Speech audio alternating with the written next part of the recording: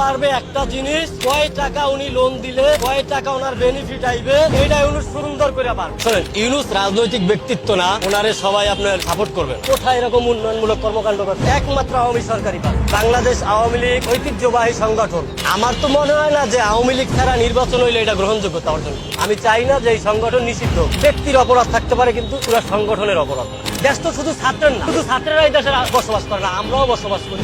স্বাধীন করেছি, সংস্কারও করবো। স্বাধীন একবারই হয়েছে, স্বাধীন কাদের সাথে হইতে পারে? আপনারা তো তিনজন সাংবাদিক, আমাদেরকে প্রশ্ন করবেন, আমরা উত্তর দেব। আমি আপনাদেরকে প্রশ্ন করতে চাই, বৈষম্য বিরোধী যে আন্দোলন হলো, ছাত্র আন্দোলন, আদৌ কি বৈষম্য দূর হয়েছে? আমি তো দেখি প্রত্যেকটা সেক্টরে, প্রত্যেকটা ক্ষেত্রে এখনো সেই আগের থেকে আরো বেশি বৈষম্য চলছে। আমরা জাতি হিসেবে খুবই খারাপ। আমাদের মতো এত অসভ্য জাতি আমি মনে হয় না যে বহির্বিশ্বে এরকম অসভ্য জাতি আছে। এটা হইলো আমাদের জাতীয়, এটা একটা জাতিগত একটা আমাদের সমস্যা আছে।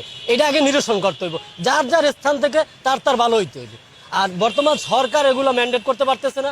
আর উনি রাজনৈতিক কোনো ব্যক্তিত্ব না, ওনার দিয়ে সম্ভব না। এখানে প্রয়োজন, খুবই জরুরি প্রয়োজন রাজনৈতিক ব্যক্তিত্বের। হ্যাঁ, অতি দ্রুত একটা নির্বাচনের দরকার। নির্বাচন দিলে একটা রাজনৈতিক দল ক্ষমতা আইসা এই দেশ সংস্কার বলেন, এই বিভিন্ন ধরনের কমিশন গঠন করে, এগুলো রাজনৈতিক ব্যক্তিরা করবে। এটা ওনার কোনো এখতিয়ার না আমার মনে হয়। আমার ব্যক্তিগত এটাই মন্তব্য, যে আমার মনে হয় না যে